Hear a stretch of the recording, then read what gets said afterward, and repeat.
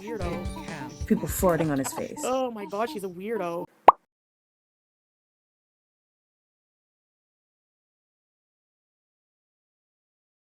Hello, 'tis I, Fat Cow. I want you to watch these two clips.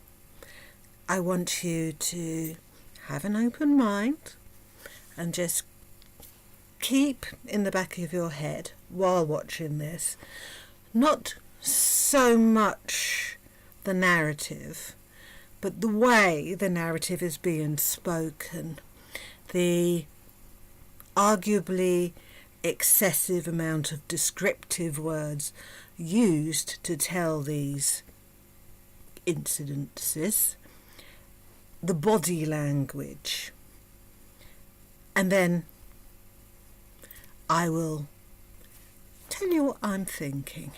I don't want to admit this, but I'm just gonna go ahead and tell y'all the truth. Hey you guys, so I wanted to make a video about something that I haven't really talked about really. Earlier I was letting Leia out, the puppy. So I was recently talking to someone who had no idea that I was in an abusive relationship before.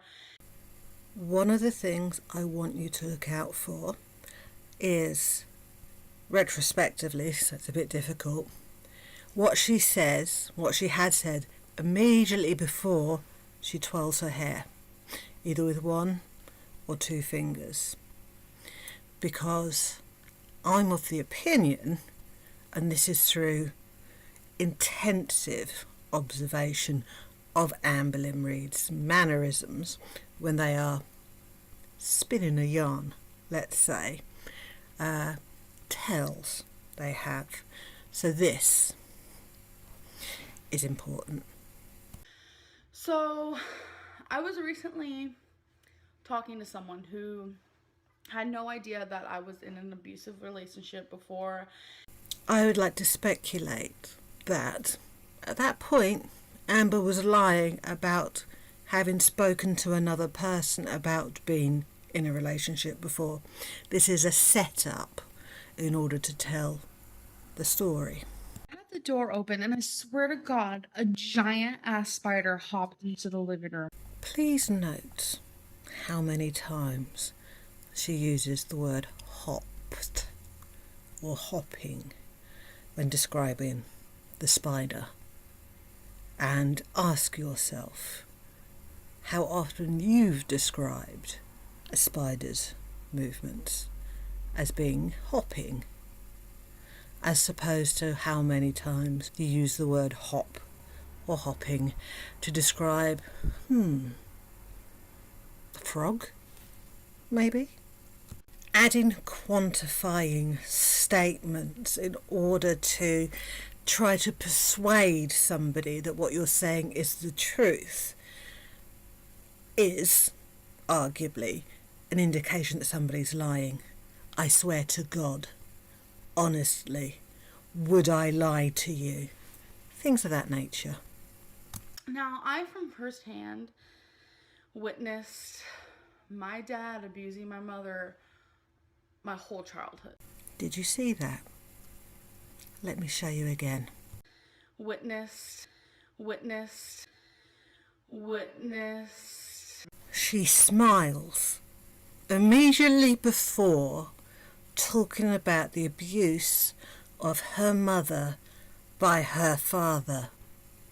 She's smiling. It's a bit strange, don't you think? When Leia was already outside, how am I gonna get Leia? But then how am I gonna get the big ass spider that just hopped in the living room? Someone's been a tad theatrical, I'd like to say. This is spoken in a manner that Amberlynn doesn't normally speak. The pitch is different, the speed is different, the amount of words are different, the amount of extra adjectives is different, the animation is different. Things are not how they seem. There were knives involved, hair pulling to the point of wads of hair would just come out in his hands. I witnessed my mom having a broken nose, broken teeth, bruises upon bruises, and there has also been a few broken bones involved, and that was all coming from my father. Watch this bit again. Broken teeth, broken teeth, broken teeth. What's so amusing about your mother having her teeth broken by your father? What's funny? Where's the joke? Additionally, why are you telling us this story about your mother and your father being physical with each other as if you're telling gossip? You're not talking about the fucking Kardashians. You're not telling us about your crush on Billie Eilish.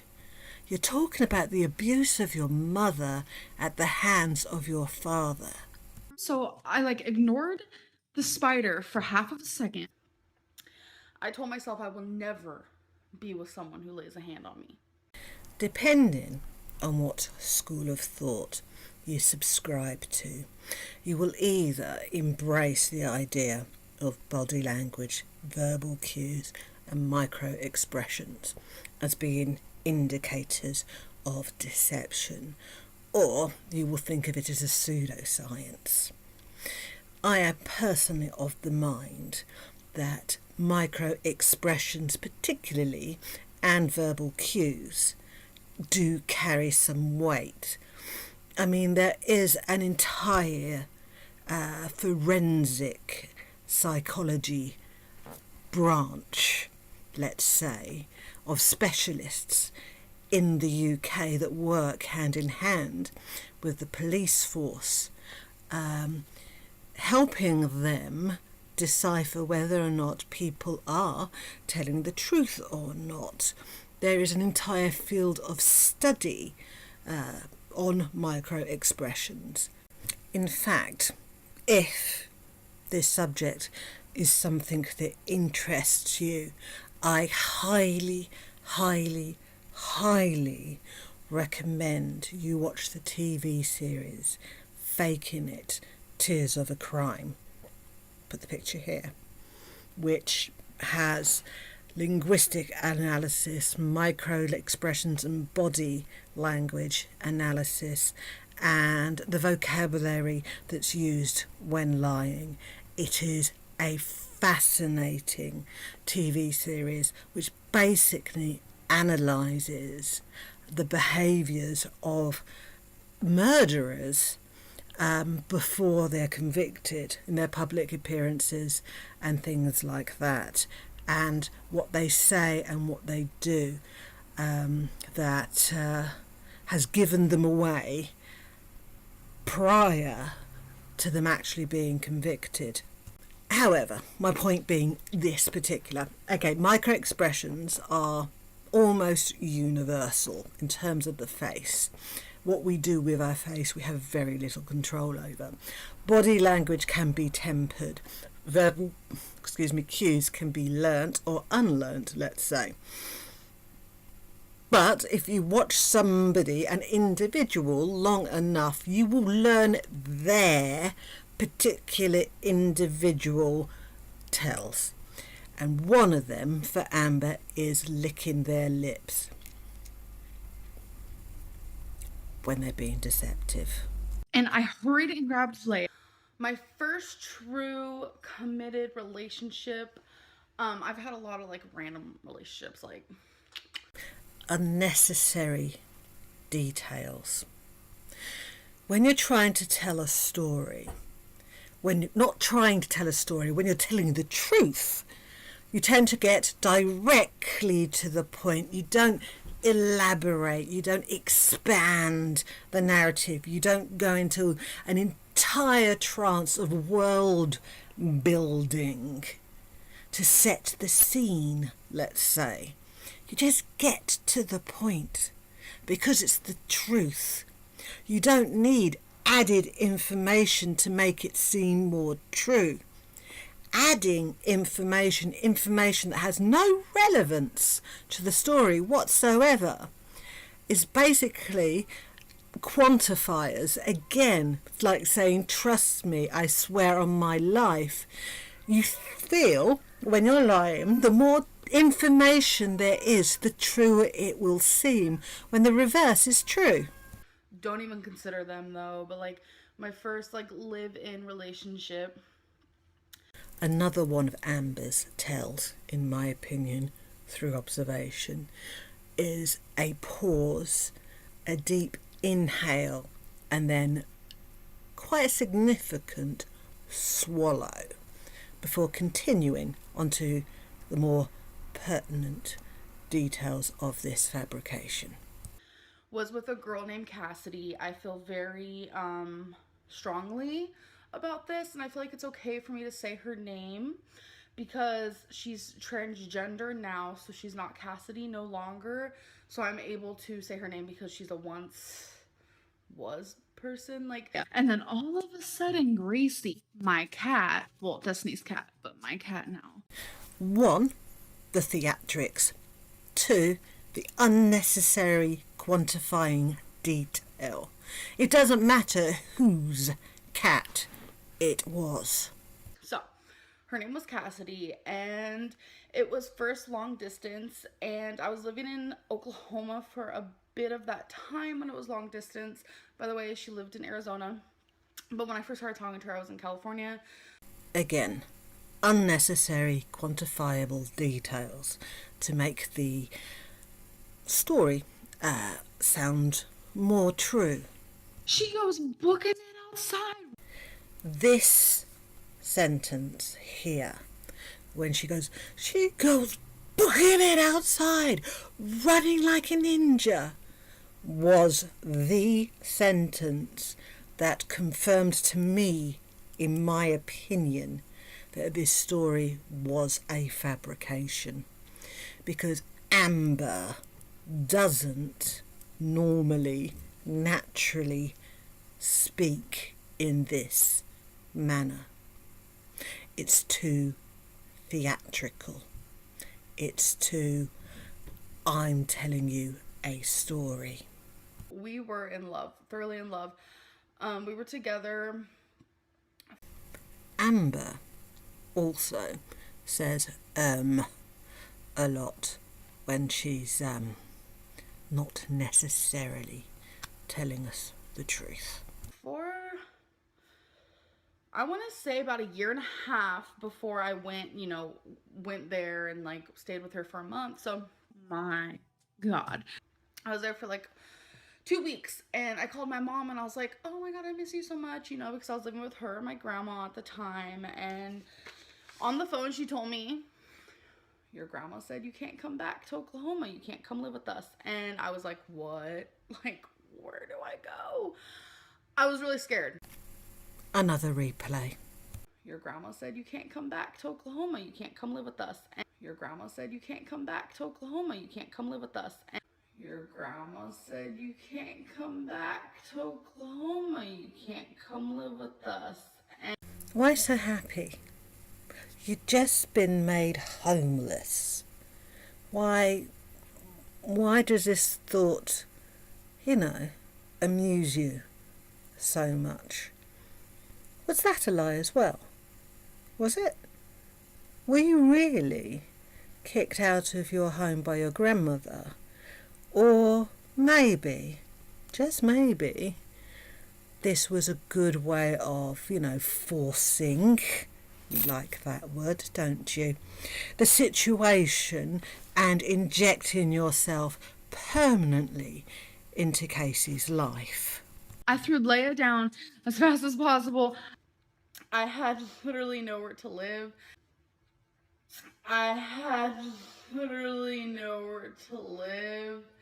Do you remember that time I was made homeless? Yeah. Good times. And Cassidy's mom was pissed because I think she knew right then and there she's going to have to take on, like, me. Because I had nowhere to go. I didn't have a job because I was in Arizona just for a month. And I ran out that door like the speed of friggin' lightning. Not being rude. Well, maybe a little bit. But that sentence alone, running like the speed of friggin' lightning, should tell you all. The story's not true. Because, well, it depends on your definition of speed and how fast lightning is, I guess.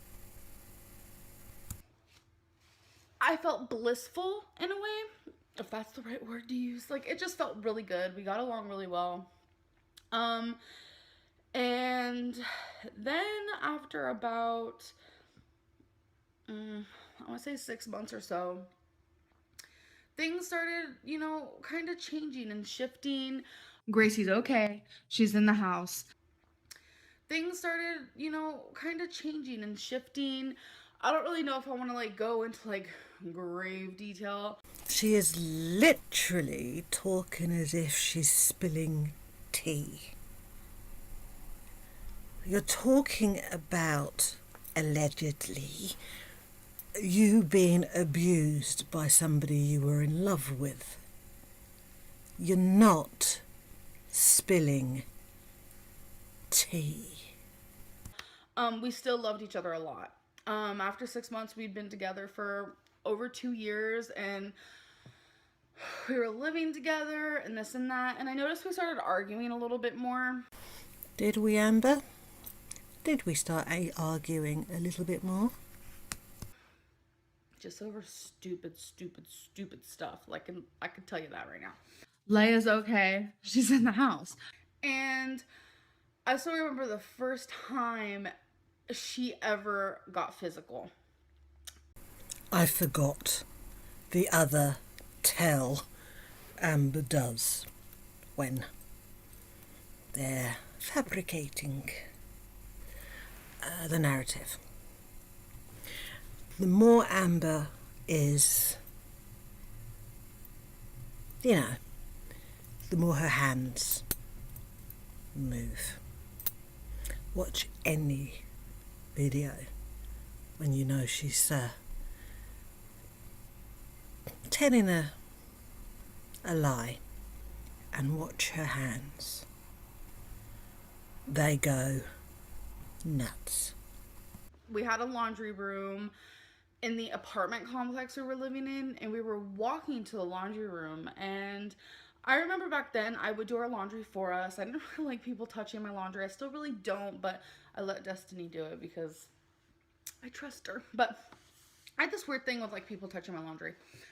Oh boy, that didn't age well.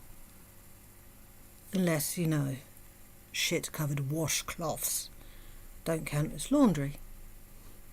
But then I came back in here and I'm like, cool, there's a giant hopping spider somewhere in the house.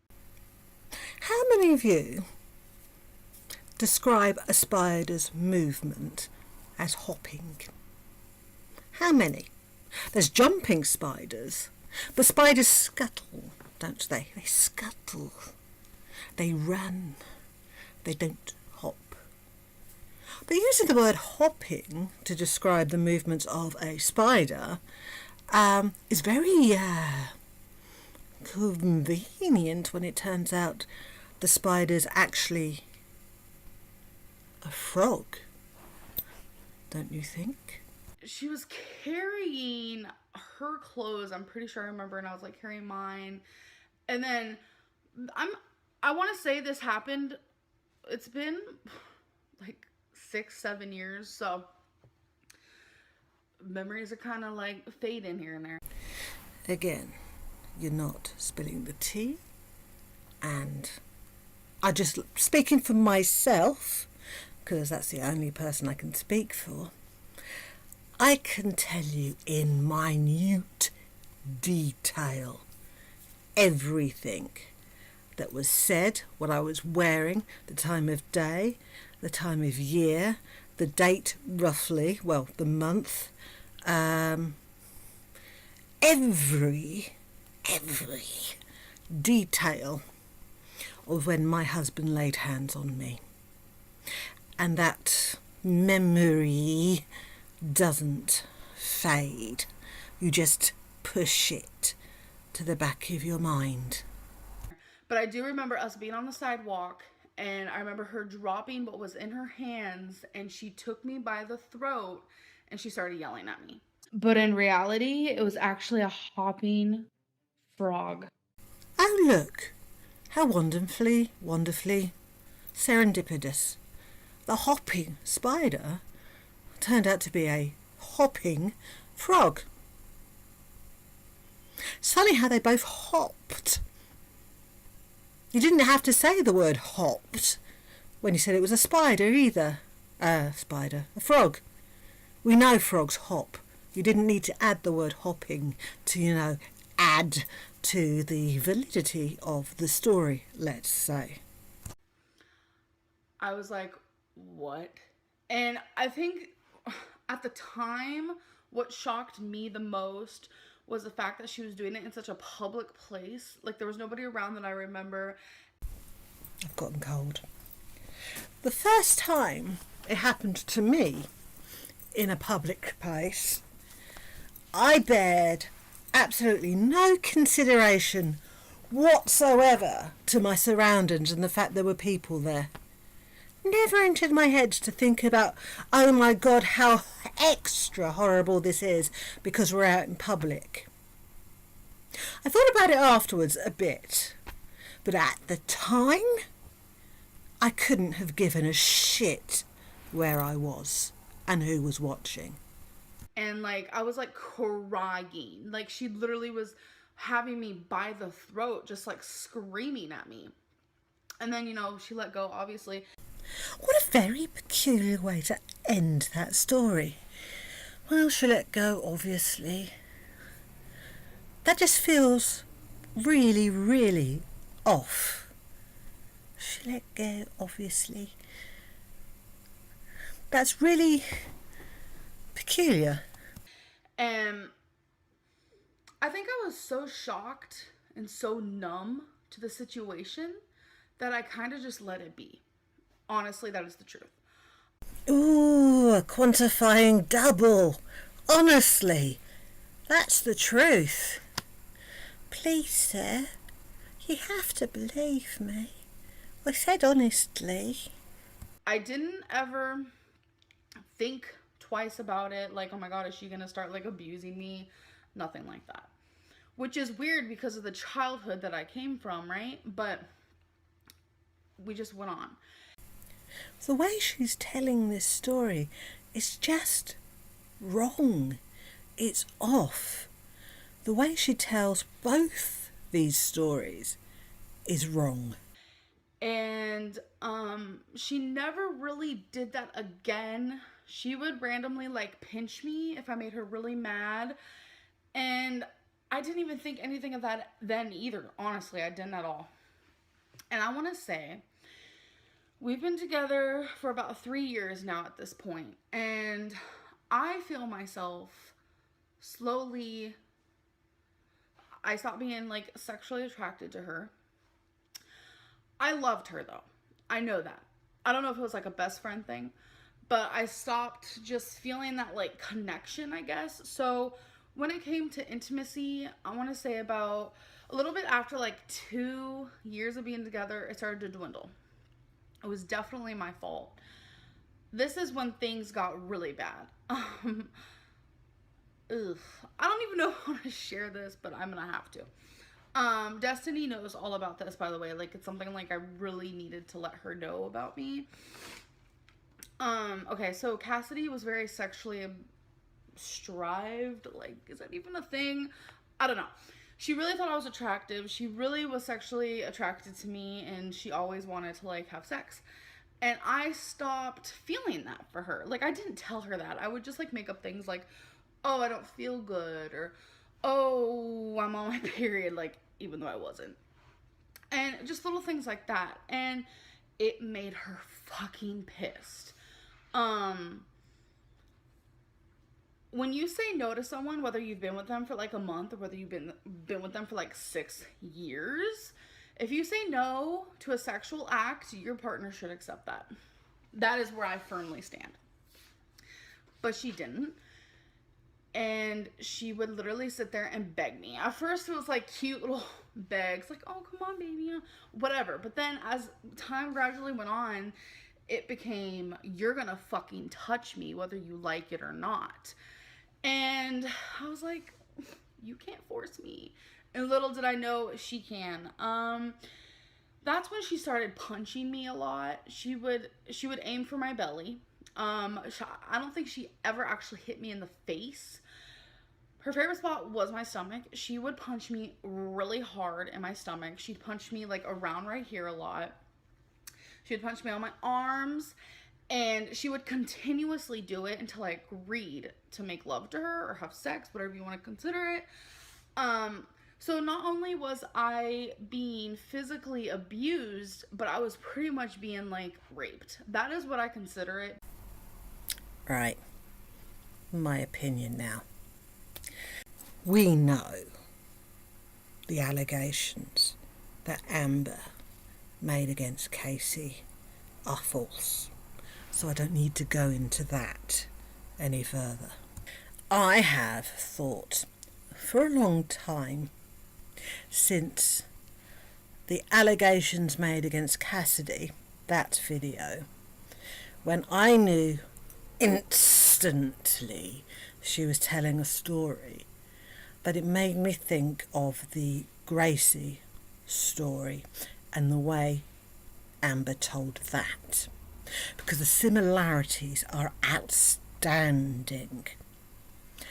I believe categorically with my entire chest that Amber set up that story. That story did not happen.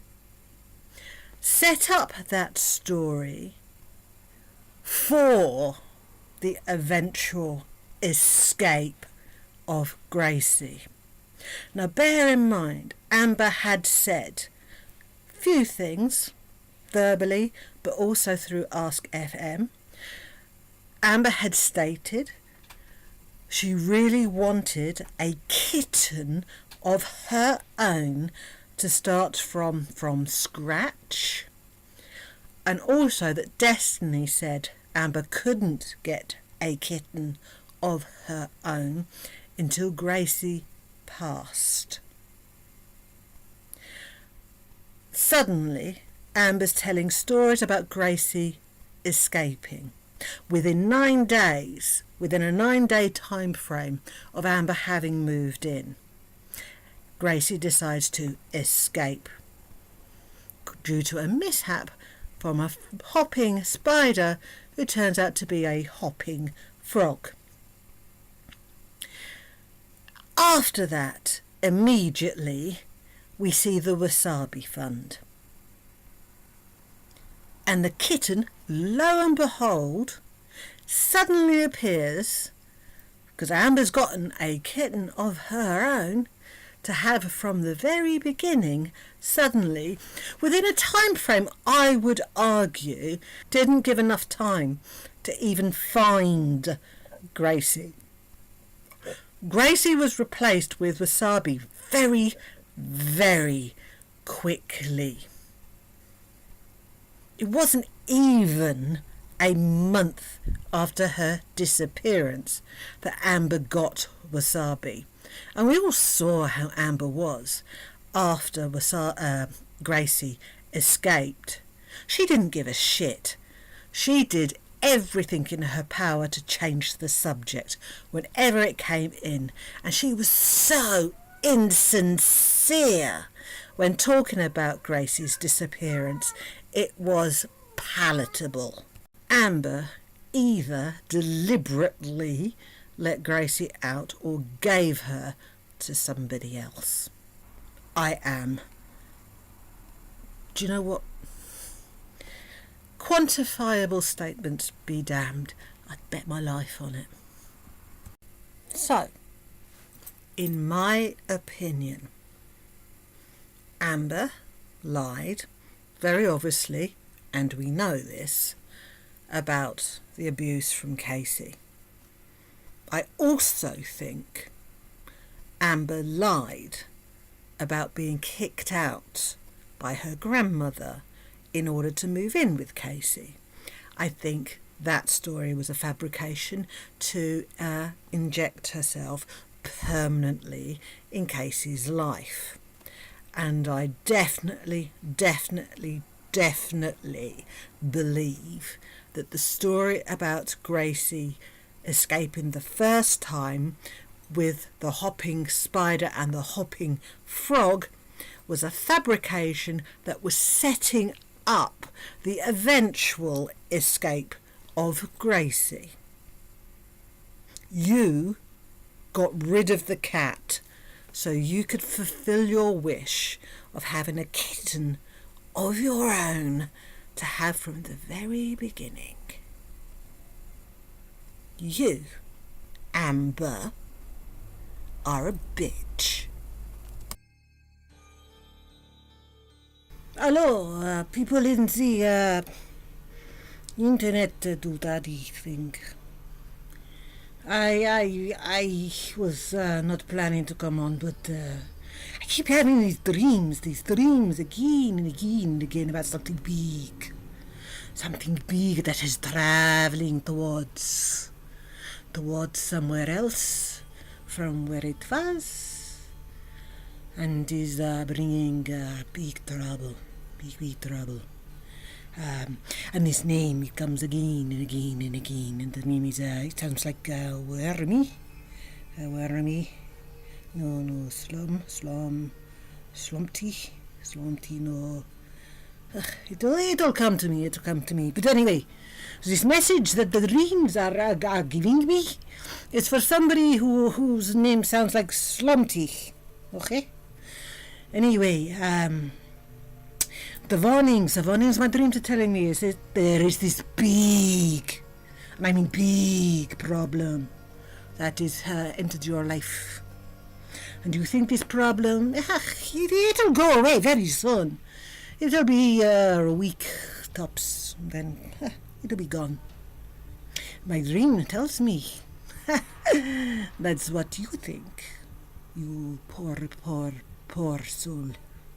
No, the problem that you have now, this big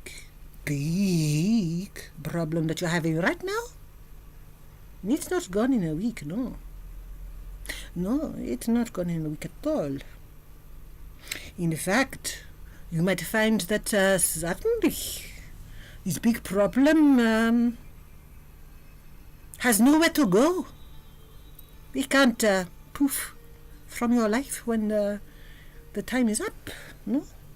Suddenly it finds itself, for want of a better word, without house.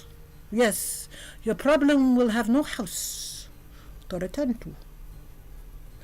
And the problem will probably ask with a little cute little baby voice and the big little puppy eyes.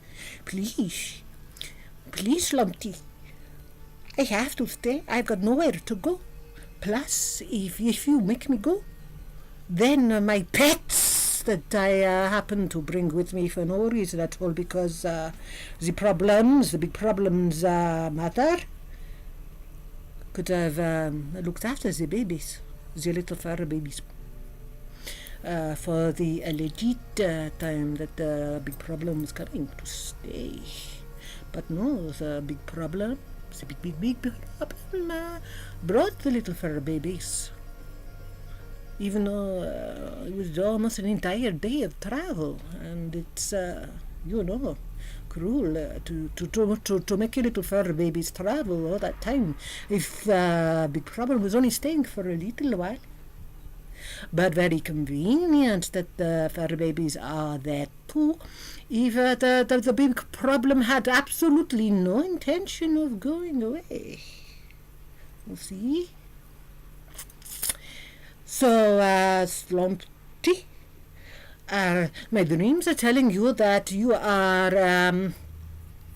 for want of a better word, fucked. So, Slummy, when suddenly the big problem looks at you with the big puppy eyes and the little baby voice and says, please, you are my savior and I love you, and if you don't let me stay, my fur babies will be cold and homeless, and if you loved me, you would let me stay. Remember, there are such things as hotels, and the pets can stay with you, the fur babies can stay with you, because that is a kind thing to do. But if you let the big problem stay, the big problem will get bigger and bigger and bigger, which apparently is actually what you want.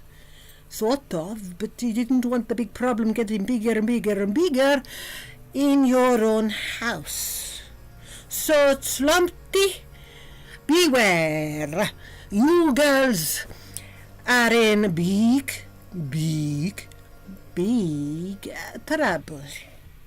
Anyway, my lovelies in the internet, I am tired. These dreams are far from interesting and do not feature my love, Greg Davis. So I go back to sleep. Thank you.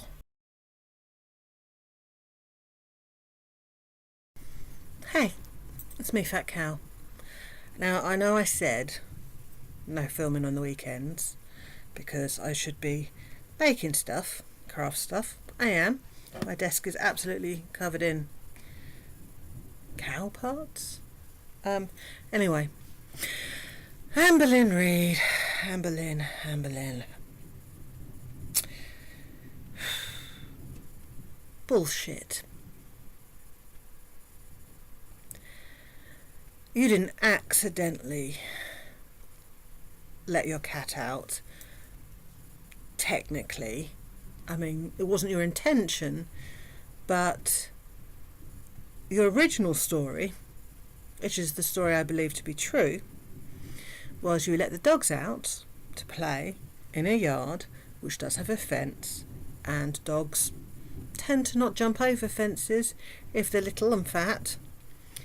And you went to do something else. You didn't watch the dogs, you let them out for 20 minutes, left the door open so that they could come in by themselves. That was your original story, in a nutshell, and in that time, Rarity got out. You didn't think you shut the door, but was mistaken because of a curtain. The cat didn't go out for a little jaunt and went too far. The cat, from all appearances, left at the very, very first opportunity. Do you know why the cat left at the very, very, very first opportunity? Because just over a month ago, you uprooted her from her fourth home and newest home in just over a year into a home that already had an established cat and a dog. And you expected everything to fit in with your love bubble. Cats very rarely get on with other adult cats immediately. They tend to get on better with dogs if they've already been around dogs. There's that. And while we're at it, where's Wasabi? Because I haven't seen her in anything. Just saying.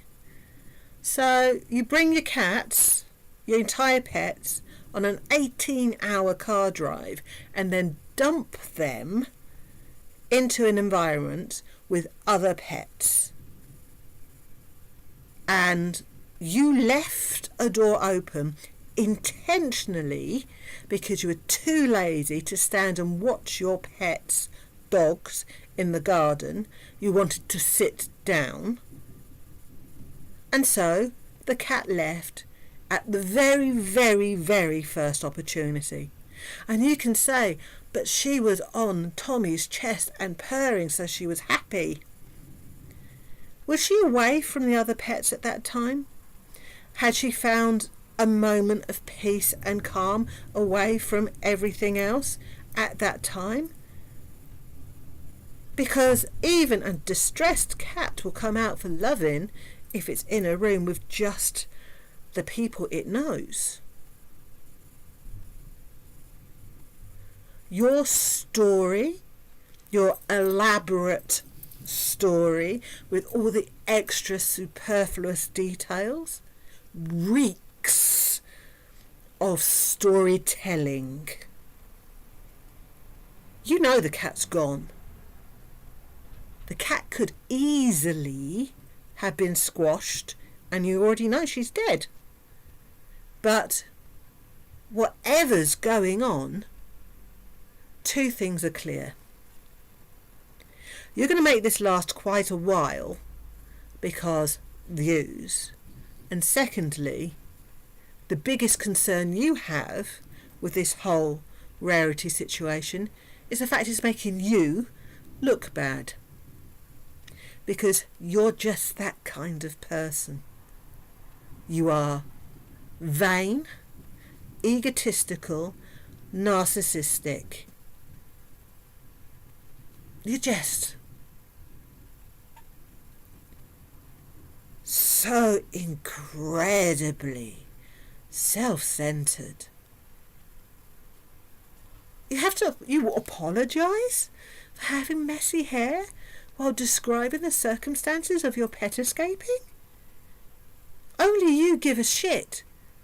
And only you give a shit because your appearance is one of the most important things to you. Definitely more important than rarity and finding rarity. And I'm doing everything I can. That I believe. I believe that you are doing everything that you can.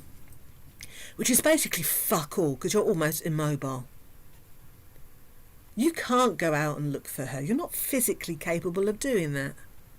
So you are convincing yourself that you're doing everything you can because you're going on an app on your phone and checking security cameras once in a while.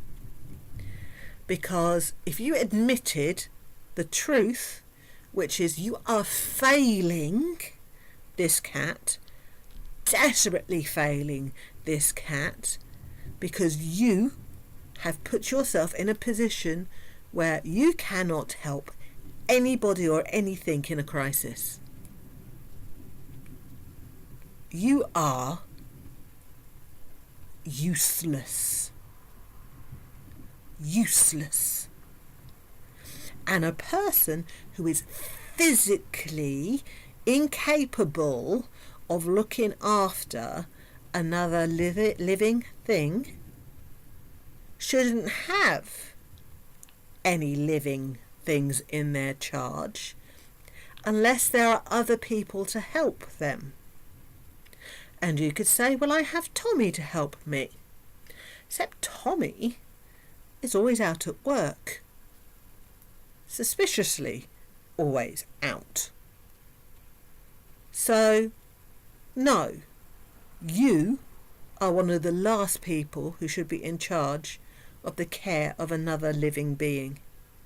Because if something happened, there is fuck all you can do to help. What if your dog choked on something? Would you get there in time and perform the correct manoeuvres to help her breathe again? No. Your cat escapes. You can't go out, physically out, and look for her. No. Amber? Yes, this is making you look bad. But this is making you look bad because you are bad. This is just showing everybody exactly who you are. Rarity is gone. Rarity is probably deceased, and you probably know that Rarity is deceased, but admitting that you left the door open on purpose because you're too lazy to watch your dogs and the cat got out and got squished seems more neglectful than the image you're trying to portray now. Because whatever the story actually is, you are currently lying out of your enormous arse. You're lying. You're so obviously lying.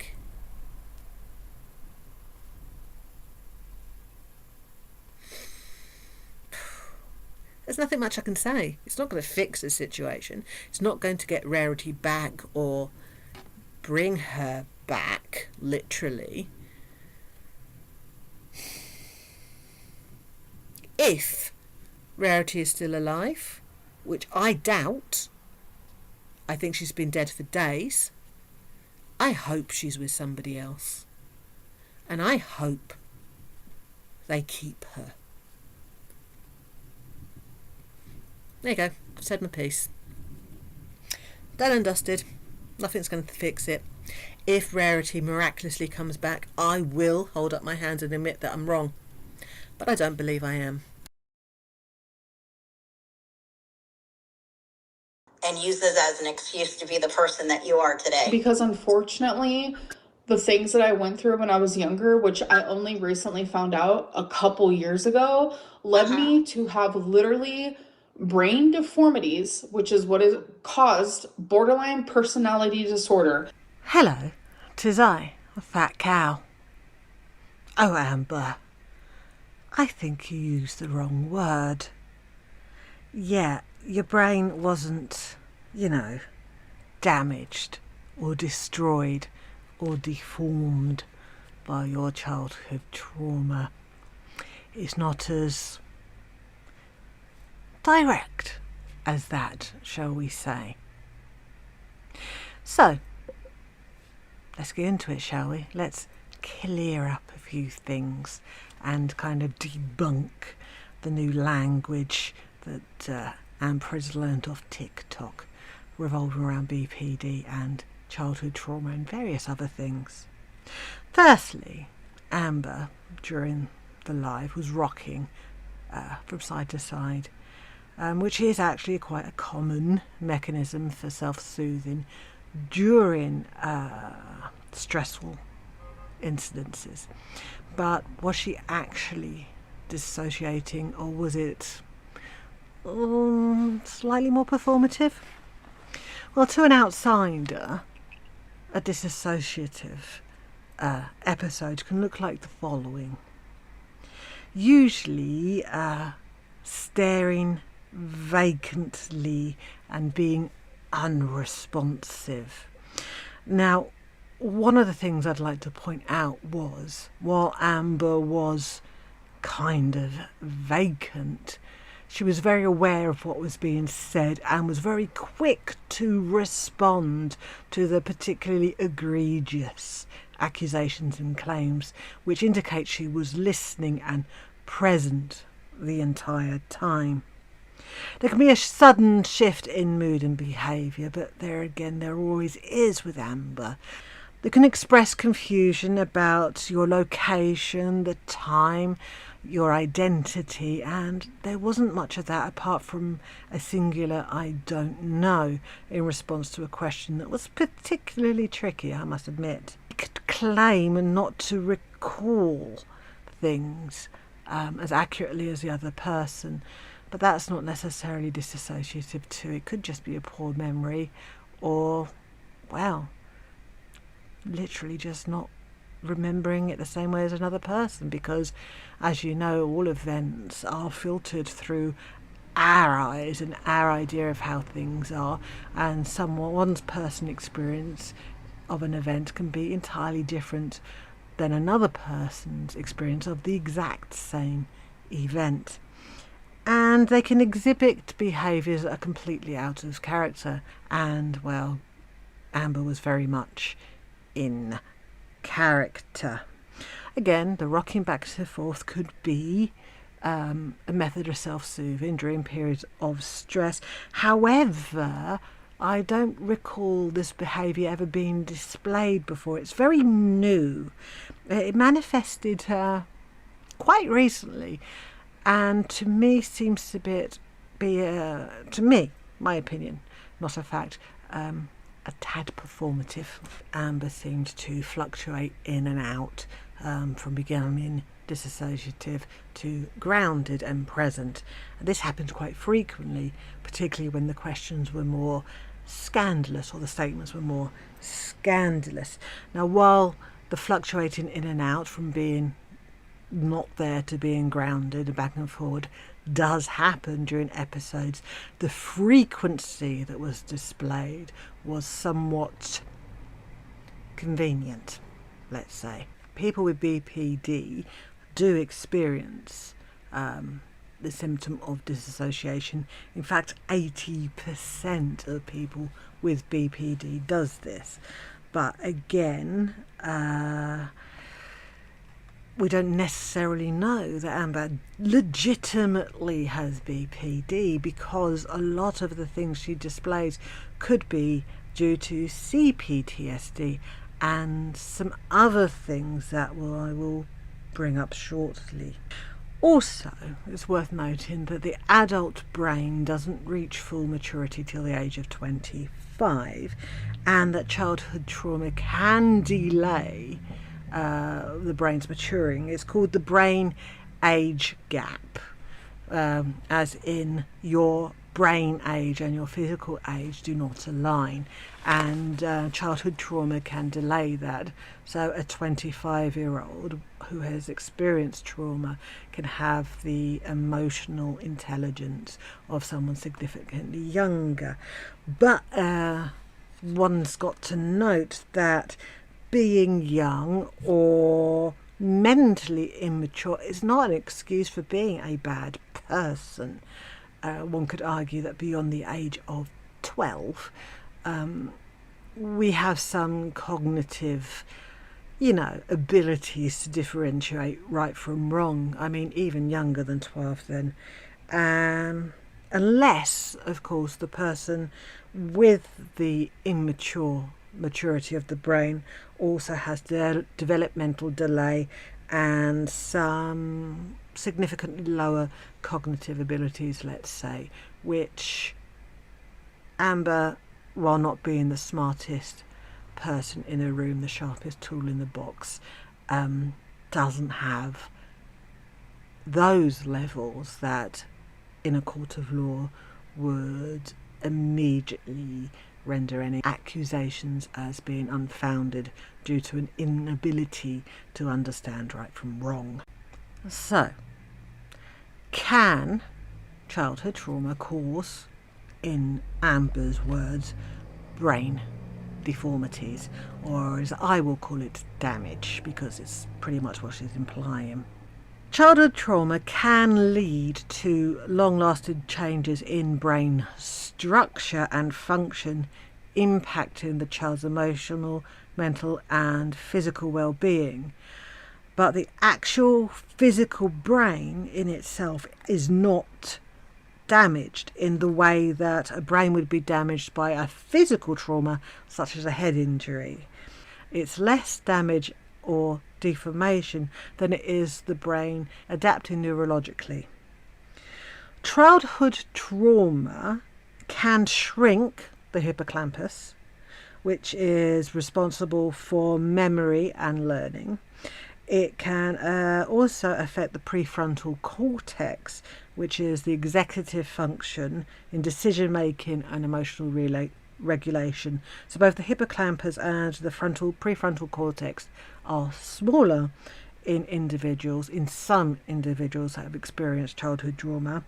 And the amygdala, which is responsible for your fear center, is enlarged, which leads to bigger responses, let's say. So the childhood trauma that Amber claims, because there is no proof to have experienced, could be causing symptoms that appear as BPD, but isn't. It's the result of the trauma. It's not a diagnosed personality disorder. So I'm saying Amber has BPD-like traits, but that can be attributed to other things. The good news is that therapy has shown immense promise in reversing some of these issues. Everything I mention can be improved dramatically with therapy if you took it, if you actually did it and did it properly and committed yourself to it. Everything that you are struggling with, Amber, can be alleviated to a certain extent with therapy. You are allowing yourself to struggle. You are monetizing your struggle. You are actually more comfortable struggling because maybe you don't know what being mentally well feels like. Maybe the idea scares you, or maybe you legitimately don't want to be well because you're less interesting without these issues. You can learn to manage your symptoms and your responses to situations.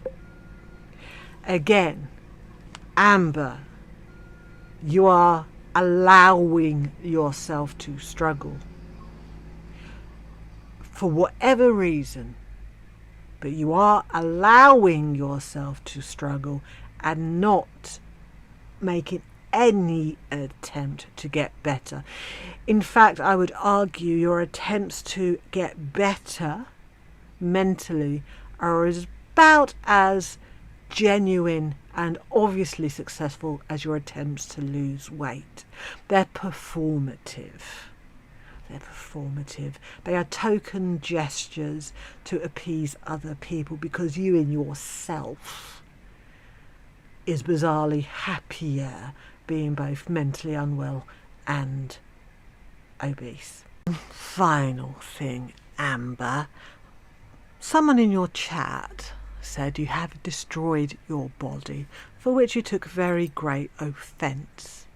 Your mind instantly went to your appearance, though, because, well, your appearance and how you're perceived is significantly more important to you than your physical or mental health. But what the person meant by saying you damaged your body was that you have physically caused damage to various parts of your body and your internal organs that will not be repaired even if you lost weight. You have significantly shortened your lifespan. You have destroyed your skeleton, your joints, and your ability to function properly physically. That comment had nothing to do with your appearance, because you assume every comment made about you has to do with your size and your weight, when arguably most people's issues with you are due to your personality. And you claiming that the majority of people who are not on your side are wrong is a statistical improbability, because if I walked into a room and out of the 10 people there, 9 of them didn't like my tattoos and 1 person did. If I focused on the 1 person who liked my tattoos and then said, well, everybody likes my tattoos because that person does, I'm ignoring what we call the majority. And a majority opinion, while not necessarily accurate, is a very good indication of how you're perceived and your actual character. You can pick and choose who you choose to believe on the internet, but the numbers do not lie.